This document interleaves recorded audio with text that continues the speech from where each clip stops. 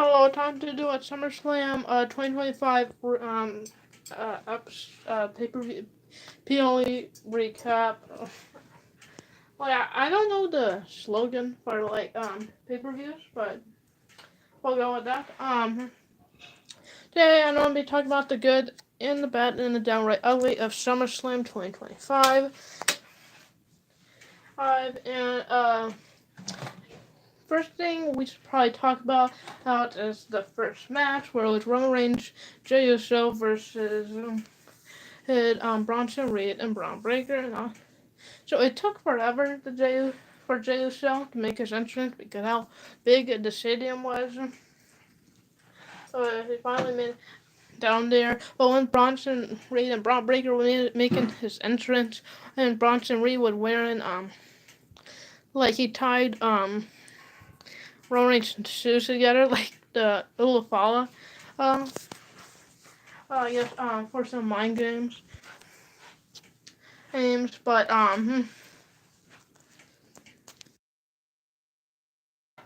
the one the match it was pretty good. It was slow pace. It kind of started off with Braun Breaker and Bronson Reed. He on the upper hand of Jey Uso.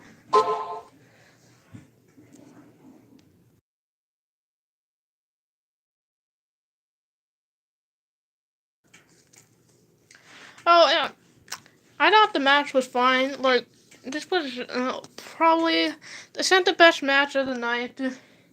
Yeah, Roman Reigns, got Jey Uso, Braun Breaker, Bronson Reed. A lot of the guy go at it. Roman Reigns finally got tagged in, and kind of where the match, I think, picked up. But it was really cool because they had some moments where Braun Breaker would mock in either Jey Uso or Roman Reigns.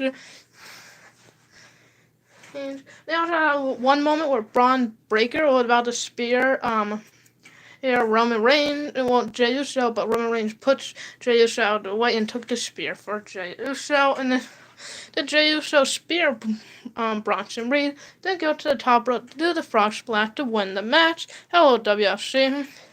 And where Roman Reigns and Jey Uso picked up the win in the first match of SummerSlam. So then we got Roxanne and Raquel Rodriguez versus Alexa Bliss and Charlotte Flair. I'm going live after you, okay? Can't wait to see it. Yeah. The match was really. I feel like what did it mean? The match was kind of slow, and also this is when I realized the crowd sucked. I'm sorry if you were there in attendance, but the crowd was was barely loud. Because the part where it was loud is the part where it was the loudest they were not even that loud, you know. So yeah. But Alexa Bliss and Charlotte Flair picked up the win, and so yeah, is that just me? I felt like the crowd was not loud at all most of the time. Then we got Sami Zayn versus Karrion Kross. I liked the match. It wasn't as good as the Night of Champions, or maybe because of the crowd. They did told a story of Sami Zayn don't turn bad, or Karrion Kross, or Sami Zayn don't turn bad or something. They try to tell that story, which was really cool, but just if you want to see these, I feel like their Night Champion match was way better. Their Night of Champions match was way underrated. No one basically talked about that, but their Night of Champions match, I would recommend go and check that out. This one, it has some cool moments, but I wouldn't recommend. And then we got Tiffany Stratton versus Jade Cargill. Well, I like the match. I just wish the match was kind of quick. I guess that could be fine, but I was kind of expecting a longer match. But I was surprised that Tiffany Stratton won. WFC said Jade Cargill should have won. I think so too, because I was surprised that Tiffany Stratton won, and also when she did win, it kind of felt off. this just really happen? Did I just really see this? um, and then we got Logan Paul, Randy Orton, Jelly Roll, and wait, okay, we'll start from the top. Logan Paul, Drew McIntyre versus Jelly Roll versus Randy Orton. So the beginning of the match was just Logan Paul and Drew McIntyre bullying Jelly Roll. Because basically they were just beating up Jelly Roll. Oh, because like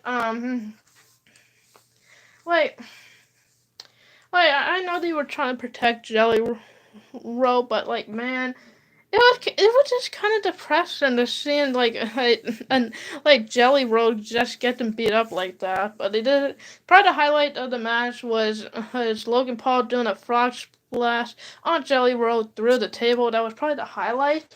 But outside of that, I don't like I don't want to be like I don't want to like really say the match sucked, but it kind of did.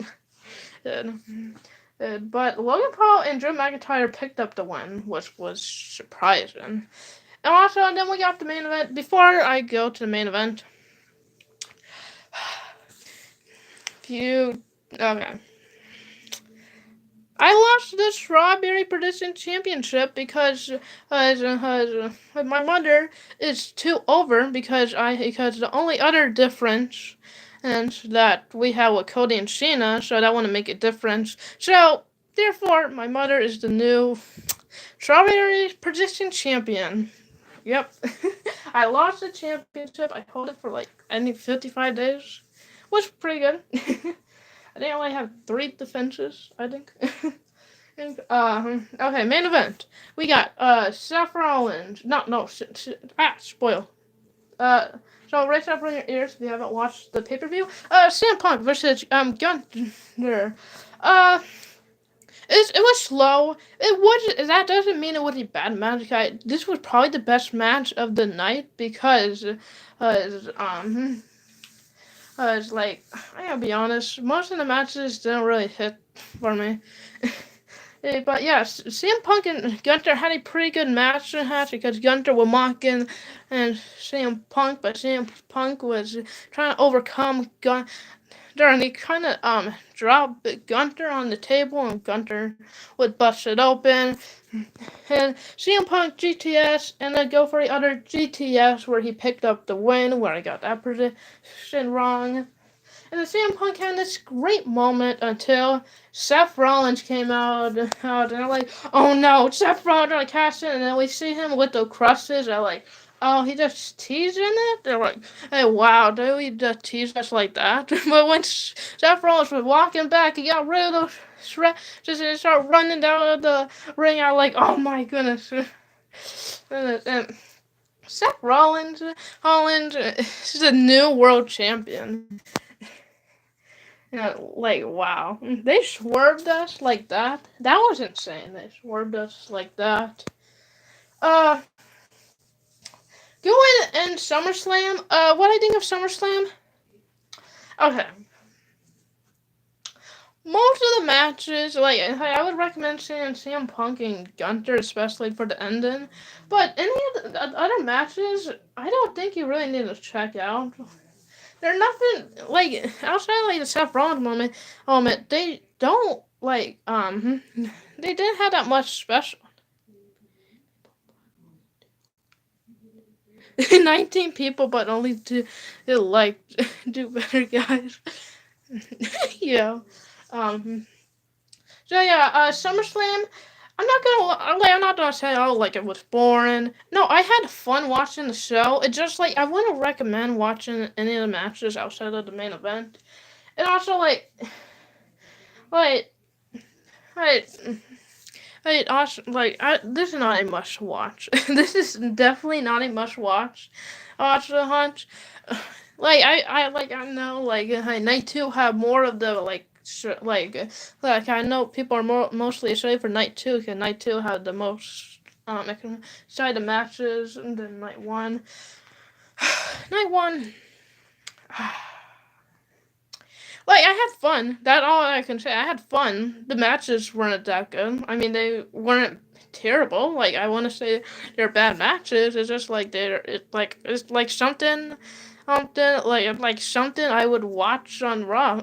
You know, like the matches are not bad, but it just didn't feel like SummerSlam.